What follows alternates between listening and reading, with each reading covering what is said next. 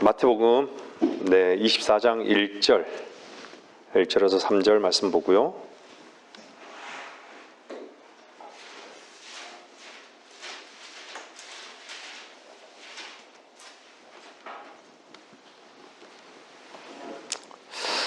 예수께서 나가서 성전에서 떠나시자 제자들이 성전의 건물들을 주께 보여드리려고 나오니 예수께서 그들에게 말씀하시기를 너희가 이 모든 것을 보지 못하였느냐? 진실로 내가 너희에게 말하노니 여기 돌 하나도 돌 위에 남지 않고 다 무너지리라고 하시더라. 주께서 올리브산 위에 앉으셨을 때 제자들이 조용히 나와서 말씀드리기를 언제 이런 일이 있겠으며 주께서 오실 표적과 세상 끝의 표적이 어떤 것인지 우리에게 말씀하여 주소서라고 하니. 베드로후서 1장 보시겠습니다. 베드로후서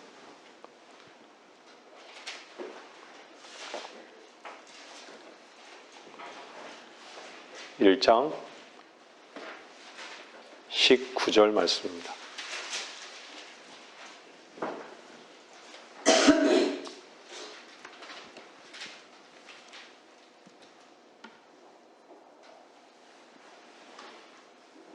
우리에게 더 확실한 예언의 말씀이 있으니 베드로후서 1장 19절입니다.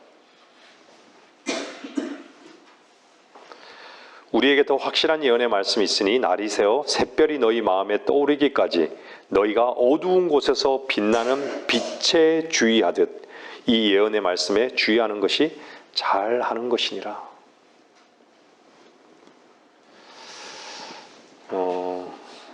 예수의 영은 예언의 영이라고 이렇게 말씀하고 있죠.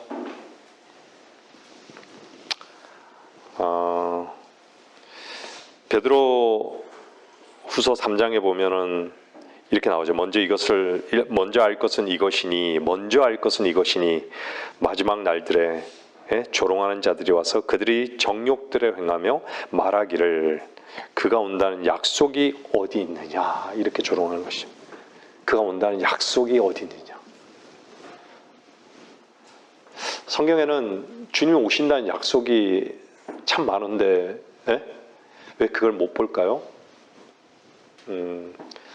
주님이 이 땅에 초림으로 오셨을 때도 구약에는 약속이 참 많이 있었어요.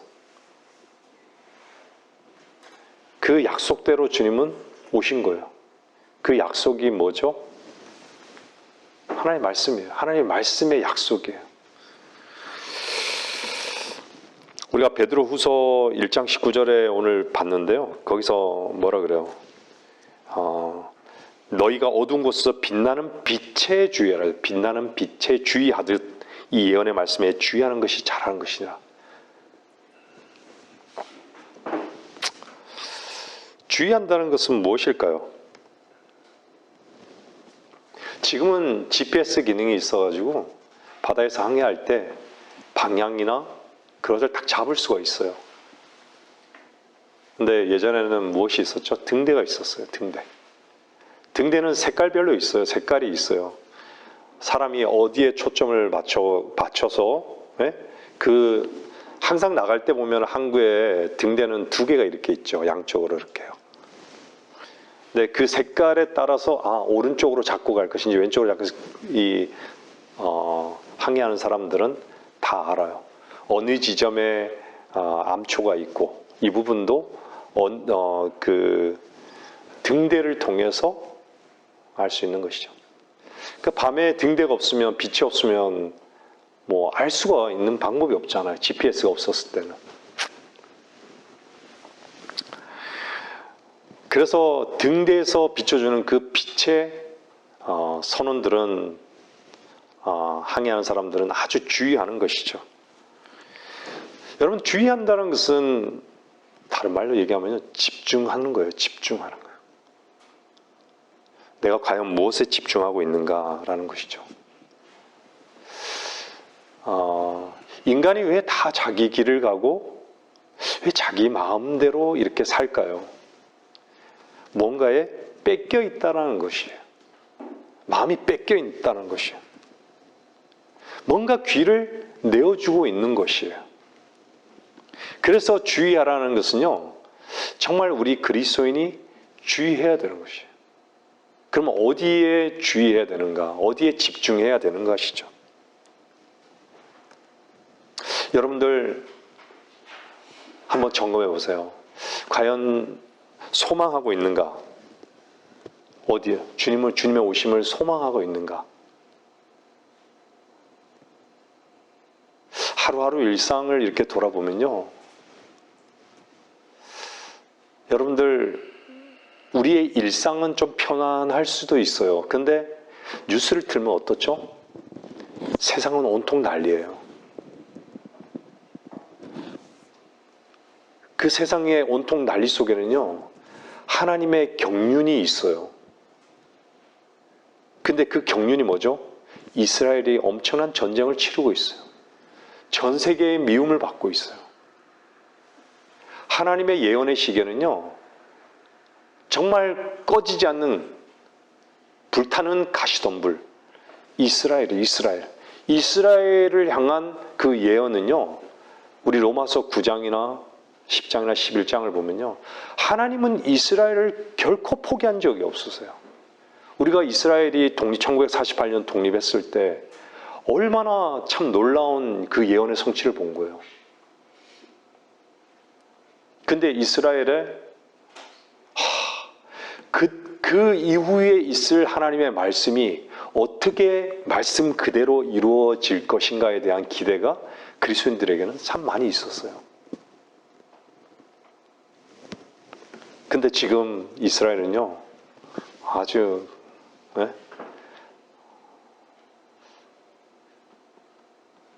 우리가 인간들은 이해할 수 없고 통치자들의 그 지혜가 결국은 하나님께서는 통치자들의 그 지혜를 다 비웃을 거예요. 나름대로 국가적인 이익을 계산해서 뭐 서로 간의 이익 때문에 뭉치고 공격하고 하는 거 아니겠어요? 근데 하나님께서는 하나님의 말씀을 반드시 이루실 거예요. 아무렇지 않게. 인간이 모르는 게 뭐죠?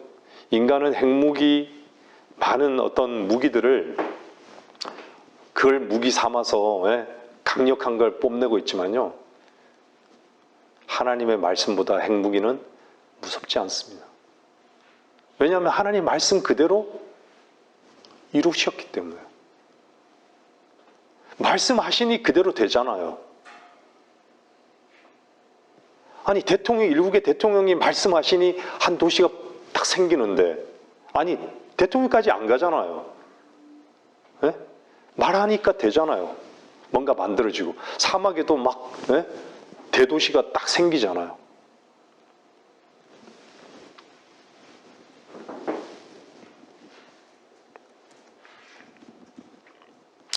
주님께서 데려올 것에 대한 분명한 복된 소망을 가지고 있는가? 소망을 가지고 있는 사람은요, 항상 집중하고 있습니다. 그 말씀이 언제 이루어질까? 하나님께서 내게 말씀하신 그 말씀이 언제 이루어질까? 거기에 대한 기대를 갖는 거예요. 우리가 영적인 진전도 그 기대가 있기 때문에 진전하는 거예요. 자기 자신에 대한 부분들을 내려놓지 않잖아요. 어떤 부분에 내려놓지 않으면 그것은요, 10년이 돼도 안 내려놔요. 죽을 때까지 안 내려놓을 수도 있어요. 사람이 얼마나 완고하고 고집스러운지 제 자신을 보면 압니다.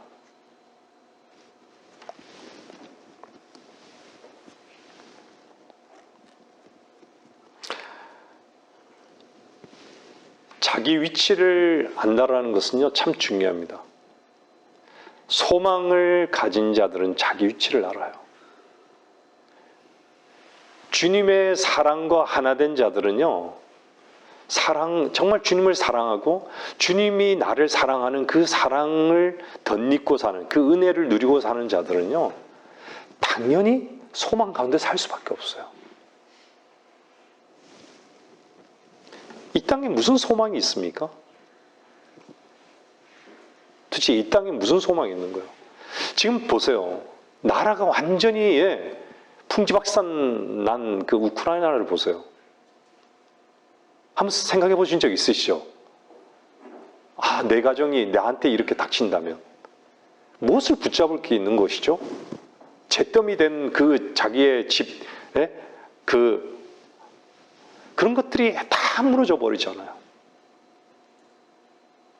전 참 놀랐어요. 이번 우크라이나 전쟁을 보면서 옛날에는 그래도 포탄을 딱 쏘면 뼈라도 남고, 그렇잖아요? 뼈라도 남고. 러시아가 쏜 것들은 뭐 건물이 모르겠어요. 제가 잘은 모르지만은 포탄을 쏘면 뭐 어느 정도 뼈대로 남고 어느 정도는 모양도 남고 이랬는데 지금은 한 방 맞으면 그냥 주저앉더만요. 그냥. 그렇죠? 그냥 없어져요. 그냥 다 재가 돼버려요. 산산조각이 나요.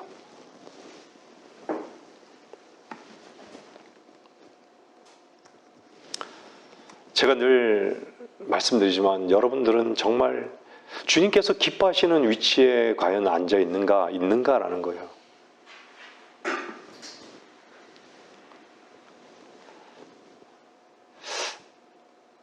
하나님의 그 사랑이 도대체 어떤 사랑인가요? 인간의 머리로 도저히 이해할 수 없는 사랑이에요. 우리 인간이 이렇게 존재할 수 있는 그 존재 자체가 생물학적으로 그 존재만 봐도 너무 신비로운데 그분의 말씀이 도대체 뭐길래 내가 태어나기 이전부터 오래전에 이미 나를 사랑하셨고 그 사랑이 도대체 뭐길래 이렇게 나를 정말 보이지 않는 것에 대해 소망을 갖게 하는가?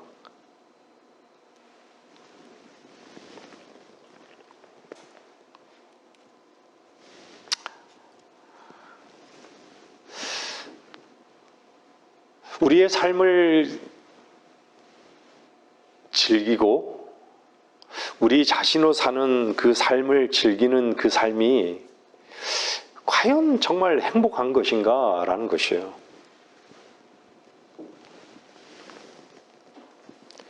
얼마나 우리는 그 사탄에게 사실을 쏟고 살아요.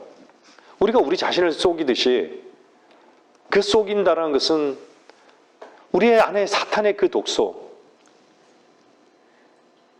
피의 이끌림, 피의 분노, 우리 그 실체를 보면서도 그 하나님께서 우리에게 주시는 생명의 그 능력 또한 경험하게 하시잖아요. 그것을 우리가 모른다라고 하면 우리는 여기 우리의 이 땅에서의 삶은 참 헛된 것이에요. 주님께서 죽고 다시 살아나지 않으면 우리의 믿음이 헛되듯이 우리 안에 생명이 있다라는 것이 우리가 정말 영이 다시 살아나서 다시 살아난 그 실체가 없었다면 우리는 정말 여기 있어야 될 이유가 사실 없어요. 헛된 것이에요.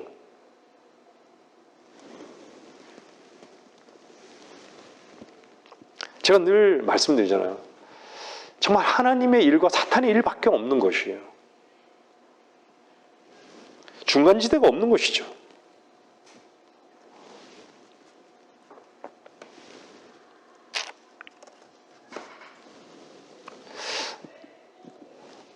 세상의 모든 영상들이요, 다 죽으면 끝인 걸로 이렇게만 얘기해요. 다 죽음이 끝인 거예요. 이번에 나온 영상도 보니까요, 다 죽으면 끝인 걸로 이렇게 얘기하니까 사람들은 다 장례식장에 뭐라 얘기하죠? 다 좋은 데로 갔다 이렇게 얘기하는 것이에요. 다 좋은 데로 갔다. 그러고 싶은 것이죠. 자기 속에 있는 그 실체에 대해서는요, 이 죄에 대한 두려움, 분명히 있을 텐데, 사망에 대한 두려움, 분명히 있을 텐데, 자기 자신이 정말 멸망받을 수밖에 없는 그런 존재인 그것을 분명히 뭔가 자기는 지옥에 갈 수밖에 없는 어떤 그 두려움이 지옥이 아니더라도 두려움이 있을 텐데 애써 외면하는 것이죠. 애써 자신을 속이는 것이죠.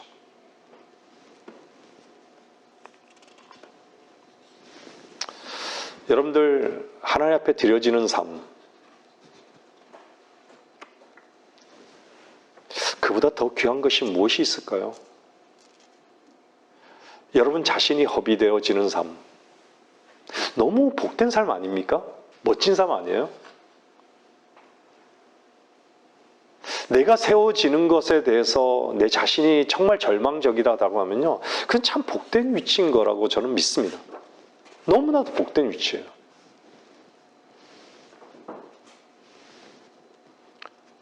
우리가 주 안에 없고 주 밖에 있다면 우리는 어떻게 보면요, 실패한 인생을 살아가고 있는 거예요. 여러분들 후회하는 삶을 살아봤잖아요, 오랫동안. 후회하는 삶이란 게 어떤 삶이었죠? 결국 돌아보니까 나를 위한 삶이었어요. 나를 위한 삶이었어요.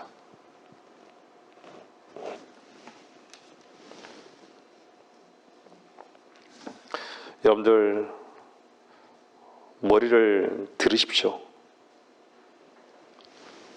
누가복음 21장 28절 한번 보십시오. 누가복음 21장 28절은요, 이렇게 말씀하고 있습니다. 한번 보세요.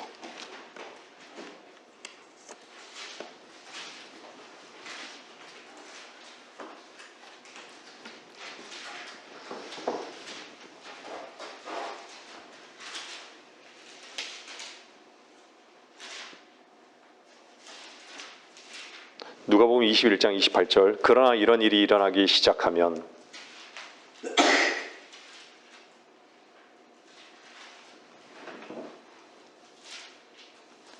21장 28절입니다. 그러나 이런 일이 일어나기 시작하면 위를 보고 너희의 머리를 들라.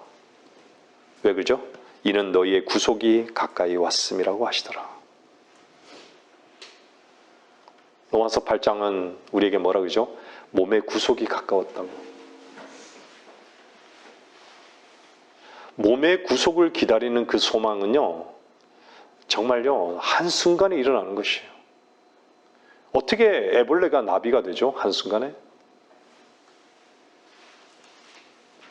여러분들 어떻게 보면요, 한순간에 우리의 그 몸속에, 엄마 뱃속에서 태아가 어떻게 이렇게 분열되고 순식간에 사람의 모습을 다 갖추고 또 이렇게 어린아이가 되고 아기가 되고 어린아이가 되고 청년이 되고 성인이 되고 장년이 되고 노인이 되겠어요.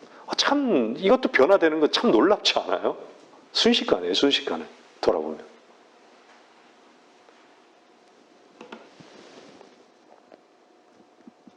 여러분의 소망은 어디에 있습니까? 참 세상은요, 이렇게 보면 다 긍정적으로 보여요. 사람들이 다 뭐에 속죠? 긍정에 속아요. 마귀가 처음에 얘기했던 게 뭐예요? 참으로잖아요. 참으로. 다 뭔가 그것이 맞는 것 같고 그것이 다 참된 것 같아요. 세상적 가치가.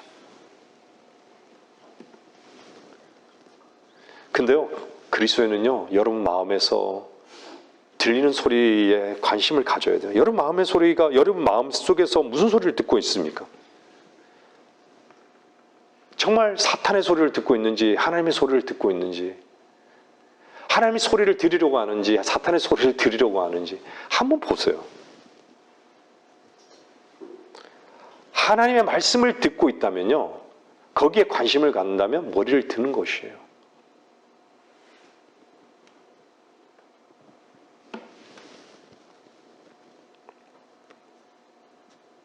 자로도 우로도 치우치지 아니하는 것이고요, 땅으로도 향하는 것이 아닙니다. 땅에 속한 것은요, 다 타버릴 것입니다. 보세요. 사람이 죽으면요, 왜 태우겠어요? 죄송합니다.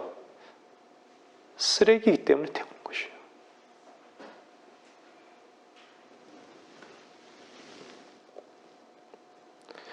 우리의 소망이 머리를 들었을 때 그분만이 보이는 것입니다.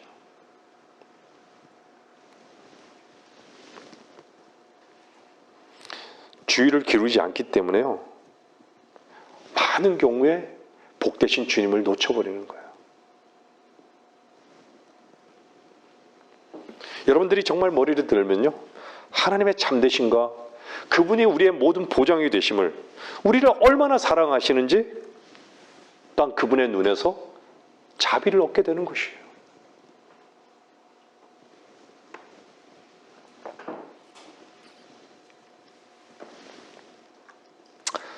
참 우리는 너무 위선적이죠. 너무 위선적이에요. 겉으로 볼 때는 참 회칠한 것 같지만 네? 안은 다 썩어 있는 것이죠.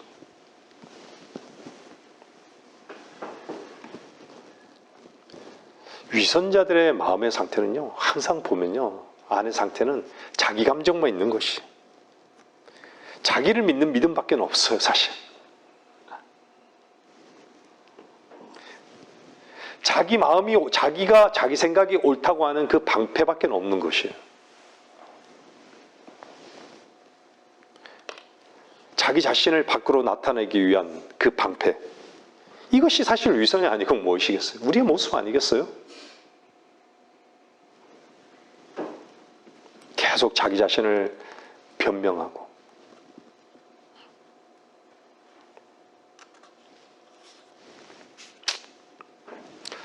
여러분, 참된 믿음은요, 들음에서 나옵니다. 들음은 하나님의 말씀에 의해서. 여러분, 하나님의 말씀을 정말 듣기를 원하십니까? 제가 늘 말씀드리잖아요. 여러분 자신을 원하는 삶이 아니라 하나님을 원하는, 하나님 한 분만을 원하는 그 삶을 정말 여러분 원한다면 하나님이 모든 길이 되시고 하나님의 모든 방법이 되시는 거예요.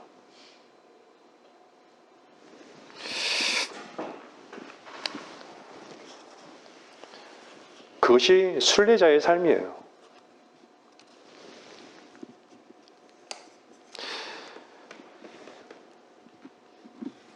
여러분들은 걷고 있습니까? 순례자는요, 앞이 보이지 않지만요, 그분을 섬기고요, 그분을 믿고 그분 앞에, 그분 말씀 앞에 굴복하는 거예요. 근데 우리는 늘 말씀드리지만 방랑자는 목적지가 없죠. 유랑자는요, 그냥 늘 유랑하는 거예요. 늘 만족이 없어 유랑하는 거예요. 떠돌이 생활을 하는 거예요.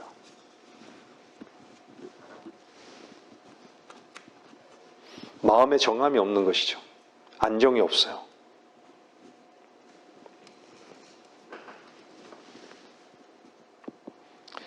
기쁨이 없고 타성에 젖어 있다면 그것은요, 순종의 길을 걷고 있는 것이 아니에요.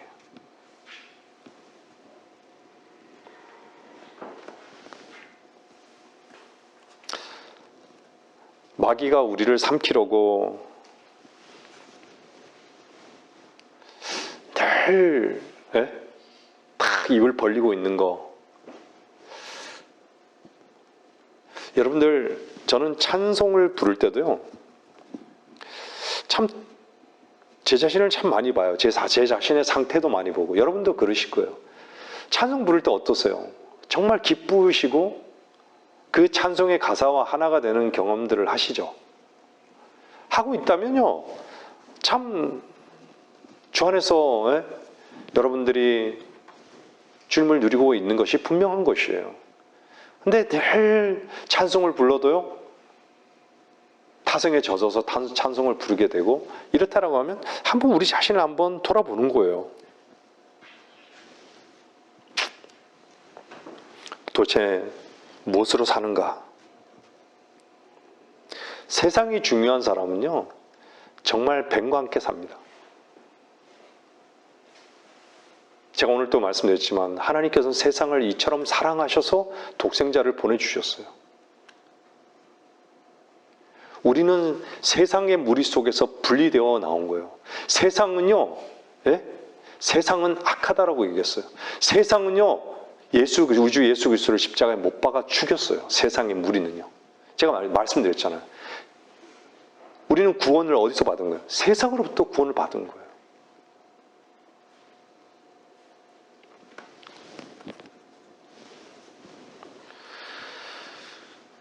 오늘 말씀 보면요, 마태복음 24장은 올리브 산에 위에 앉으셨을 때 주께서 올리브 산 위에 앉으셨다라고 얘기했어요. 여러분들, 올리브 산은요, 여러분 나중에 한번 집에 가서 한번 보시면 마태복음 17장에 변형사 사건이 일어나죠. 변형사 사건에 누가 나타나요? 모세와 엘리야가 등장하잖아요. 그래서 베드로가 장막셋을 지으리까 얘기하잖아요. 아시죠?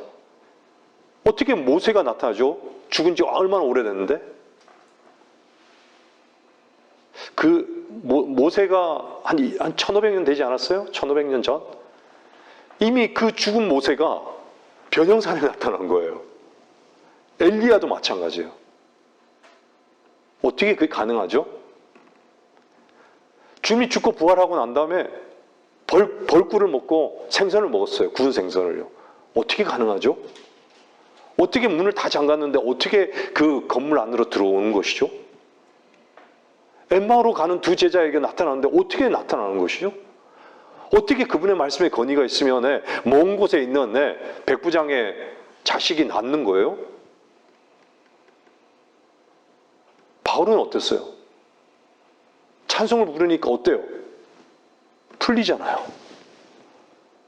나가잖아요, 감옥에서요. 어떻게 그게 가능하죠? 도대체 무슨 말씀이 하나님의 주 예수 그리스도의 이름으로 나사렛 예수의 이름으로 하는데 어떻게 안진뱅이가 일어서죠? 어떻게 그런 일이 일어날까요? 어떻게 물 위에 걸으시는 거죠?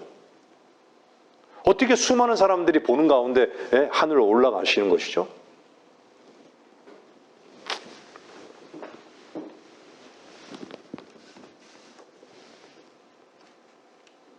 오늘 본문 읽었잖아. 이 예언의 말씀에 주의하라고.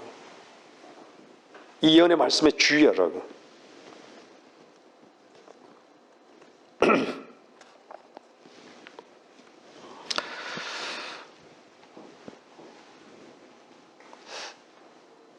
우리 자기를 부인하는 삶은요, 우리가 주님이 우리를 부르시는 그날까지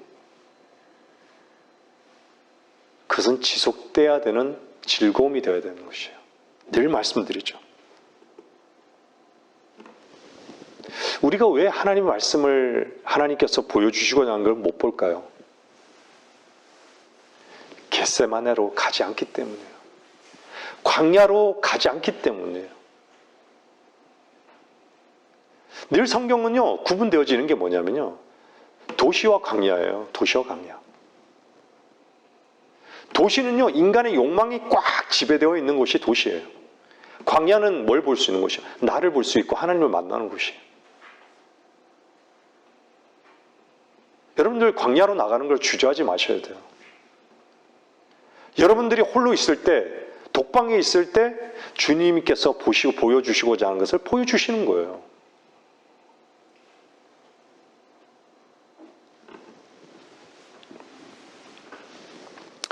우리 삶에는요, 세상과 연결된 끈들이 너무 많이 있어요.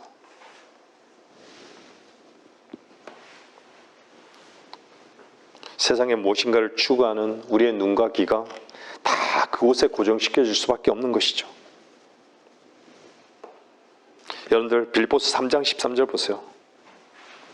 빌립보서 3장 13절.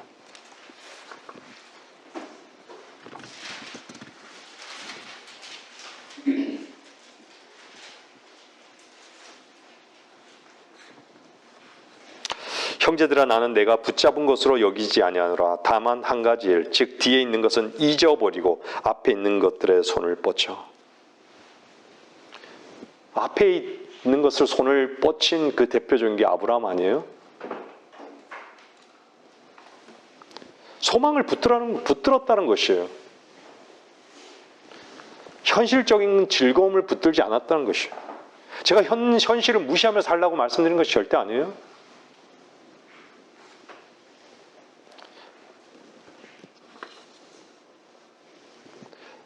우리가 인생을 돌아보면 우리가 늘 얘기하듯이 안개와 같죠.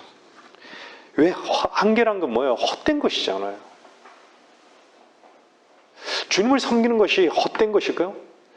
주님을 섬기면서 고난을 겪는 것은요, 내가 정말 나를 부인하는 삶 자체는요, 하나님께서 영광으로 갚아주시는 거예요. 영광과 견주는 거예요. 비중을 이뤄 나간다 그러잖아요. 우리의 하나님 앞에 섰을 때요, 그 계산은요, 보상은 고난이에요. 고난. 늘 말씀드리잖아요. 어떤 고난인가? 나를 위한 고난인가? 나의 삶을 위한 고난인가? 그리스도를 섬김을 위한 고난인가? 그리스도를 섬긴다는 건 무엇이죠? 나를 허비하는 것이에요. 그분이 모든 것이 주가 되심을 하나님께서 인정하시고 하나님께서 자신을 나타내시는 거기에 내 자신이 들어지는 거예요.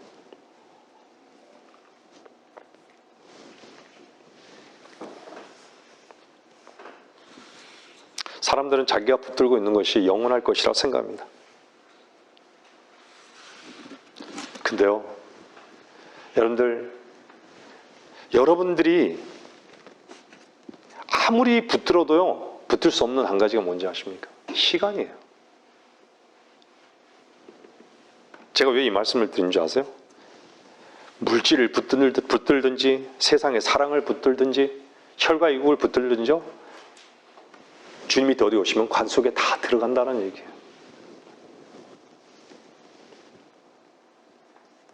시간은 지나가게 되어 있는 것이에요. 그래서 눈을 감을 때 뭐라고 하겠죠? 붙들 것이 없었구나를 아는 것이에요. 아무것도 붙들 것이 없는 헛된 것이었구나. 무덤에 들어갈 때 부인할 수 있는 사람이 어디 있겠어요?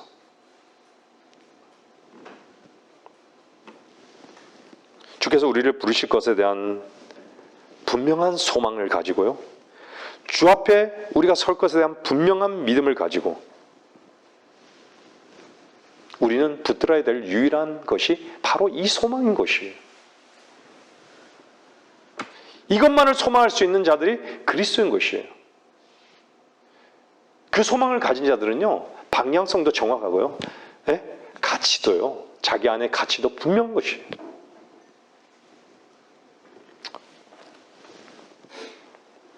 여러분들, 모슬렘의 목표가 뭘까요?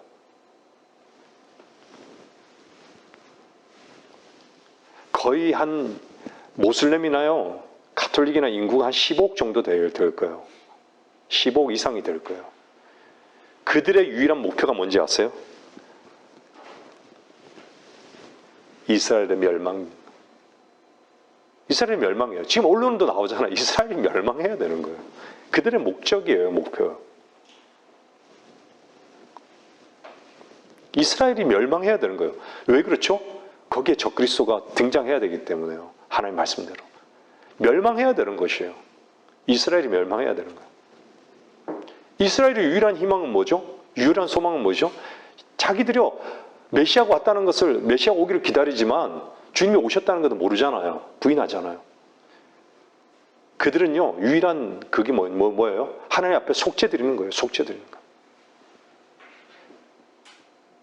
그래서 다 준비가 되어 있는 거예요. 성전에 들어갈 그 기명들이 다 준비되어 있는 거예요. 하나님은 어떻게 이스라엘을 다루실지 우리는 지켜보는 것이죠. 근데 그 이전에 어떤 일이 일어나죠? 우리는 휴거가 되는 것이에요.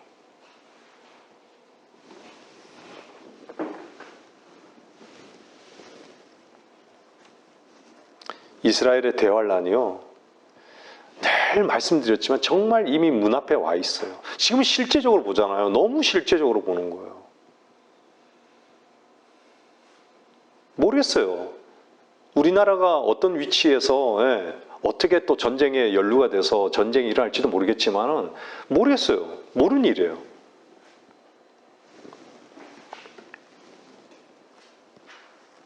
그래서 마태복음 24장 33절은 뭐라 그래요? 이와 같이 너희도 이 모든 것을 보면 그 일이 가까이 곧 문들 앞에 이른 줄 알라.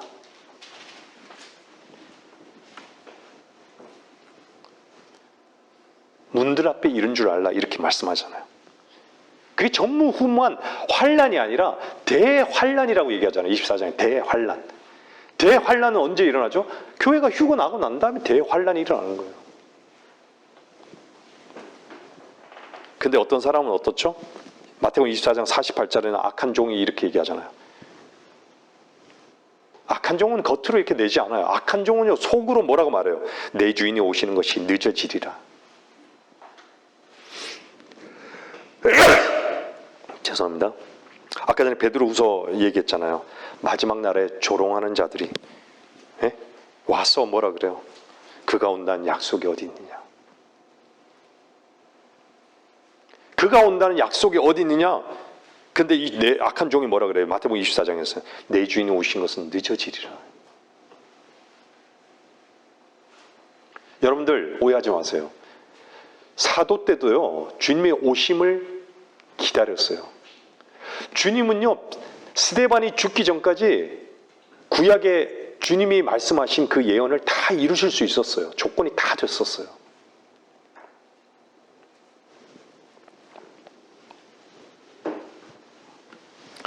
우리는 겉으로 주님이 재림한다고, 주님의 오심이 가까웠다고, 속으로는 아니라고, 해야 할 것이 너무 많다고.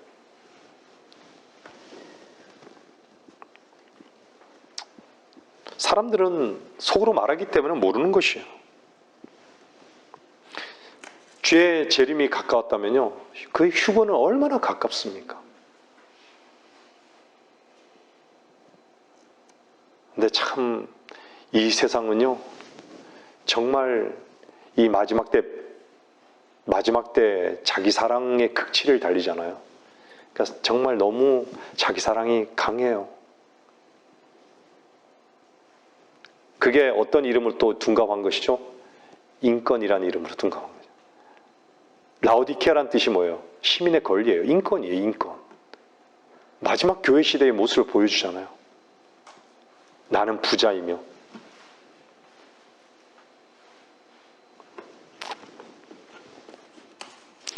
여러분 데살로니가전서 5장 4절 보십시오. 데살로니가전서 5장 4절.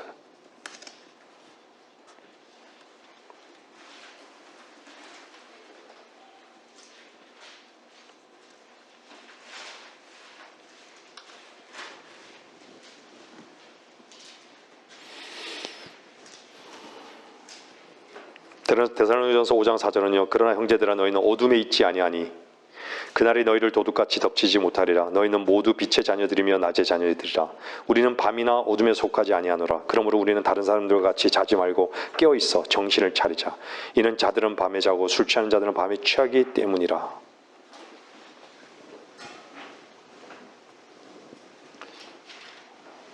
취한다는 것은요, 항상 말씀드리지만 자기 자신으로 산다는 거예요. 자기 자신에 취해 사는 거예요. 여러분들 믿는다는 건 뭘까요? 여러분들이 믿고 있다는 그 증거가 무엇일까요? 여러분들 믿는다는 것은요, 뭘 의미하는지 아십니까? 그분으로 인해서 산다는 것이에요. 그분의 능력을 의지하고 산다는 것이에요. 내 능력을 의지하는 것이 아니라.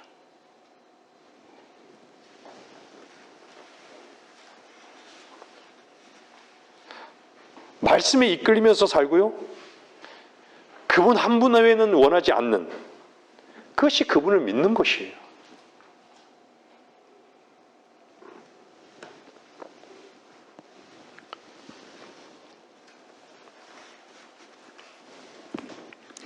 그래서 성경은 악한 자에는요, 그 마음 안에는 하나님의 말씀이 없고 그냥 세상만이 있는 것이에요. 이런 자들은요, 위선의 방패를 가지고만 사는 자들인 것이에요.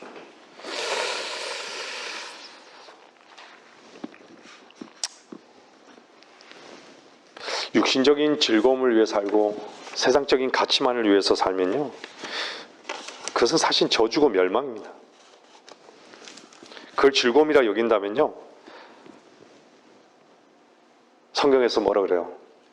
하나님의 사람과 또 뭐로 얘기하죠? 구원받지 못한 사람과 다를 바 없는 돼지와 개로 얘기하잖아요.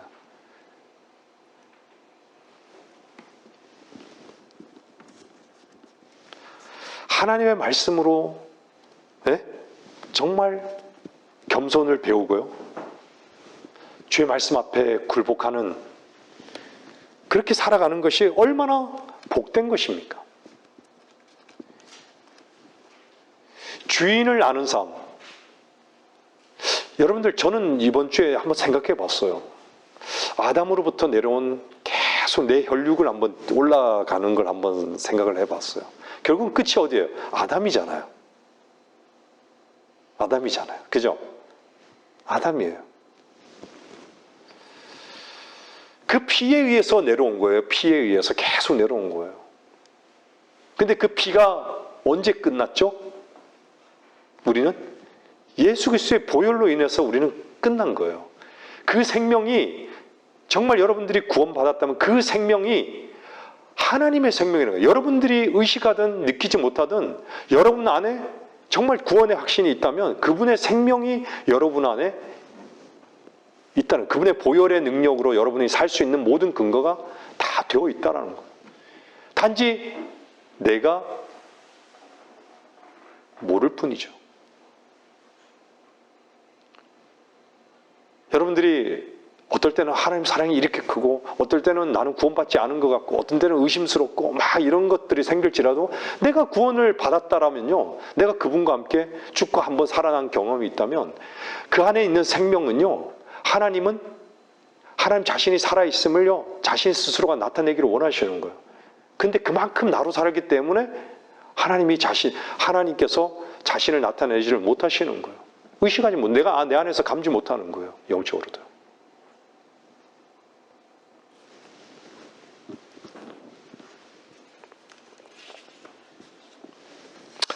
그래서 세상 끝의 표적이 무엇이냐고 제자들이 조용히 나와서 물어보잖아요. 세상 끝의 표적이 어떤 것이냐고. 네?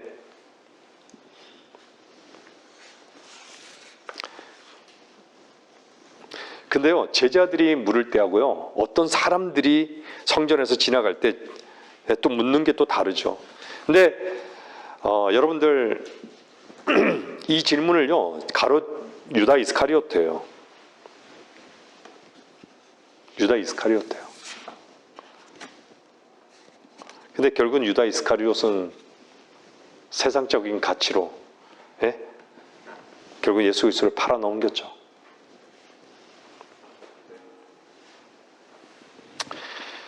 눈으로 보이는 것은요, 다 세상적인 겁니다, 사실. 육신의 눈으로 보이는 것은 다 세상적인 것이에요.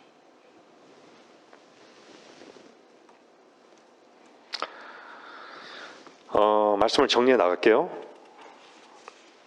마태복음 24장 15절 보세요. 마태복음 24장 4절부터 한번 잠깐 볼게요. 24장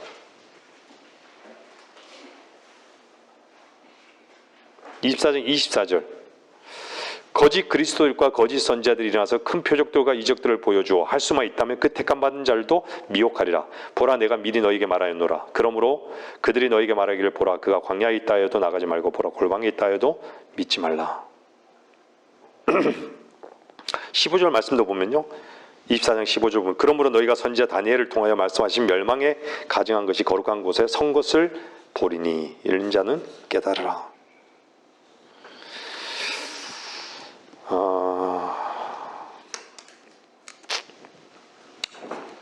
제가 이 부분에 대해서는 예전에도 말씀을 전했습니다.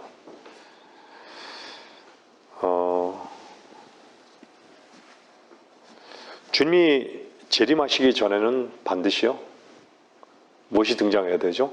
적그리스도가 등장해야 되는 것이에요.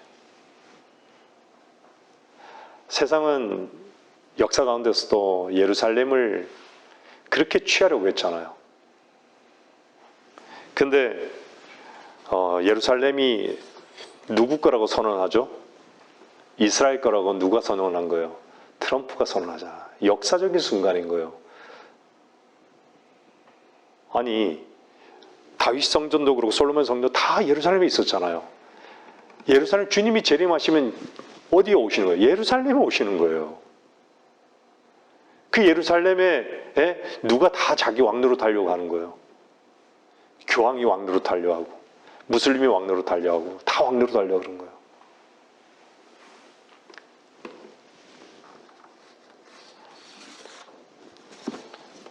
우리는 그것을 보는 거예요.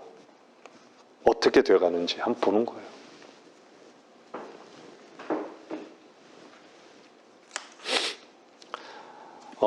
하나님께서는요, 우리 교회를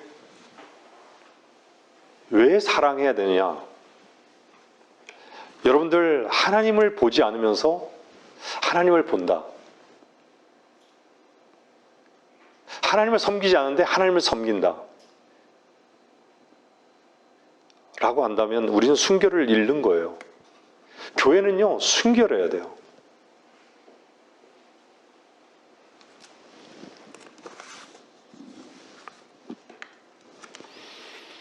주님이 보여주신 것을 보고요.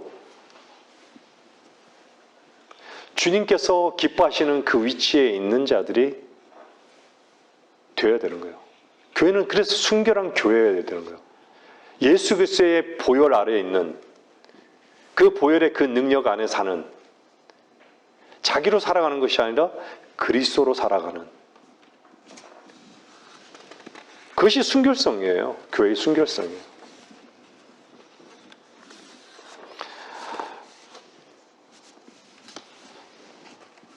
헤롯 성전도 솔로몬 성전도 다 허물어졌죠. 역사 가운데요. AD 70년에 티투스 장군에 의해서, 그리고 바빌론의 느부갓네살 왕에 의해서 허물어졌어요. 앞으로 지어질 성전도 허물어질 것입니다.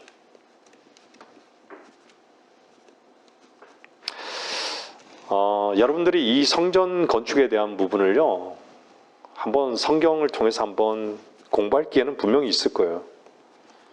근데 이 부분에 대해서 말씀드릴게요. 하나님께서 말씀하신 것은요, 반드시 이루어져요. 예언이 성취가 돼요. 근데 그 예언이요, 이중적으로도 성취가 돼요. 어느 시점에 이루어졌다면, 역사 가운데 이루어졌으면요, 또 반드시 그 사건이 동일한 것이 역사는 반복되기 때문에 그 일이 또 일어나는 부분들이 있어요. 이중적으로 성취가 되는 부분들이 있어요.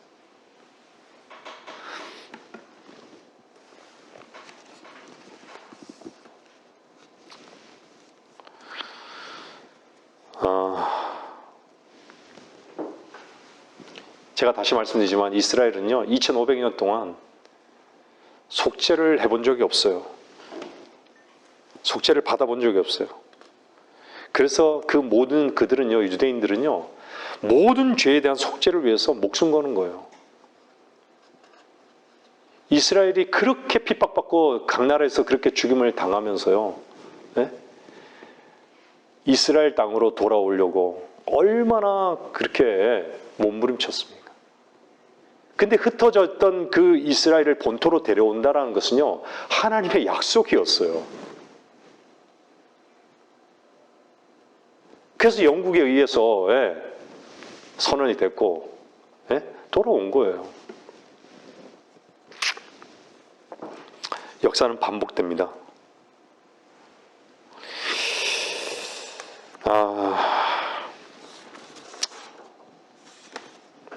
마태복음 24장 4절은요.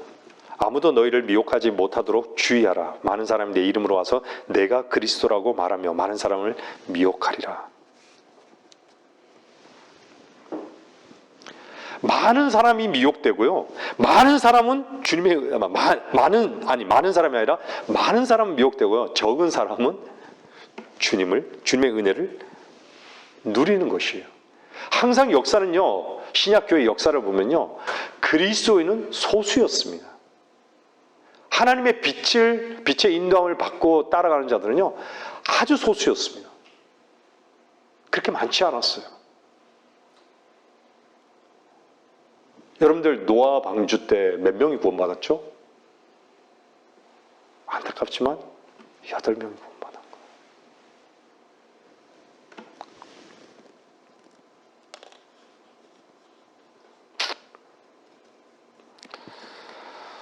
절대로 숫자에 있지 않습니다. 하나님은 숫자를 계산하지 않습니다. 그래서 그리스도 안에서요, 정말 주님과 하나 된 삶을 여러분들이 원하고 그리스도 안에서 산다면요, 정말 외롭지 않고 담대할 것이고 여러분들을 하나님께서 굳게 세우실 것입니다. 그리스도는요, 사람들을 의지하지 않습니다. 세상에 속한 자들이 아니에요. 우리의 구원은요, 세상으로부터 불러냄을 받은 거예요. 주님 한 분만을 여러분들 의지하십시오. 원하십시오.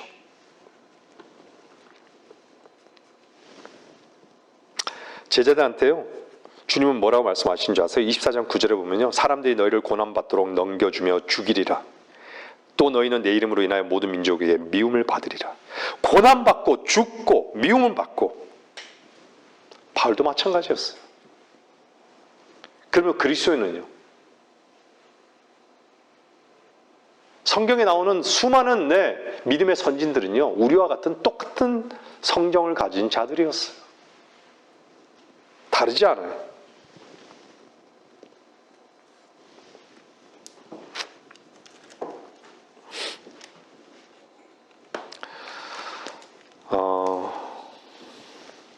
하나님의 말씀을 있는 그대로 전하는 자들이 하나님의 종이에요. 하나님의 말씀이 그러한데 그렇지 않다라고 전하는 것은 악한 종이에요. 지금은 마지막 때인데 왜 마지막 때라고 선언하지 않는 것이죠? 많은 사람들이 떠날 수 있으니까. 돈벌이가 안 될 수 있으니까. 어쩌면 무지하니까. 그런 것이죠.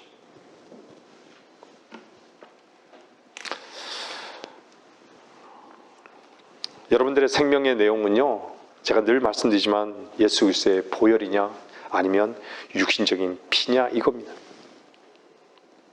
그것이 결국 여러분의 발걸음을 정하는 것이에요. 위치와 방향을 정하는 것이에요. 여러분들 성경에서 모든 선지자를 보세요. 선지자들이 그 시작과 끝이 어땠는지. 다 세상에서 제대로 살아본 자들이 없는 것이죠. 놀림도 당하고요, 돌팔매질도 당하고요, 온갖 외롭고요, 고통을 받고 억울함이고요. 우리 직장 동료가 그러더라고요. 그러면 제가 이 말씀을 드리니까 그 사람들은, 선지자들은 다 저주받은 사람들이냐? 저주받은 사람들이냐고.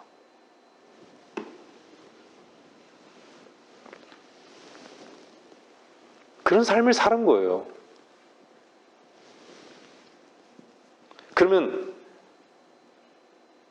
제자들의 그 마지막 죽음은요, 순교당한 그 순교는 다 저주받아 그렇게 죽은 거예요.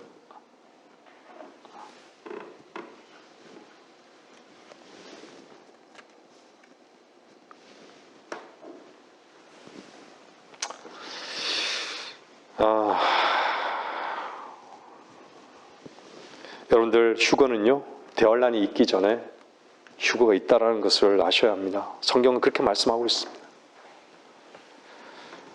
말씀을 듣는 분들 가운데 어느 교회를 다니느냐는 중요하지 않습니다. 어떤 교회에서 어떤 직분을 맡고 있느냐도 중요하지 않습니다. 말씀을 듣고 계시는 분들 언제 구원받고 언제 거듭났냐, 이것에 대해서 반드시 확인하라는 것이에요. 다른 건 몰라도요, 구원은 받아야 된다는 것이에요. 대환란을 피할 방법은 유일하게 하나밖에 없습니다. 예수 그리스도를 개인의 구주로 영접하는 것이에요. 이 대환란은요, 마태복음 24장 21절에 뭐라 그래요? 대환란이 있으리니 그와 같은 것은 세상이 시작된 이후로 지금까지 없었으며 또 결코 없을 것이기 때문이라.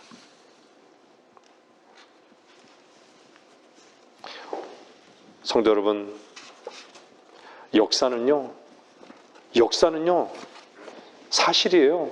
히틀러가 유대인들을요 그렇게 600만 명을 죽였어요.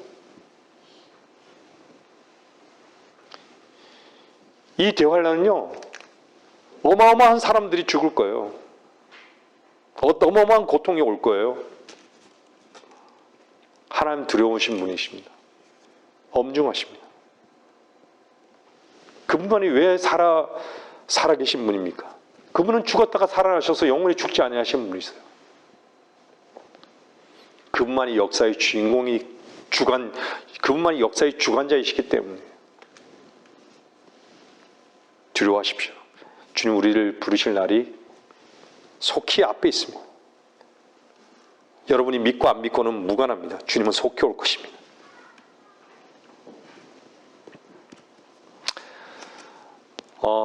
여러분들이 자주 듣는 메시지라 할지라도요, 여러분들의 위치에서, 지금의 위치에서 여러분들은 정말 주님을 소망하는가를 점검하세요. 말씀을 마치겠습니다.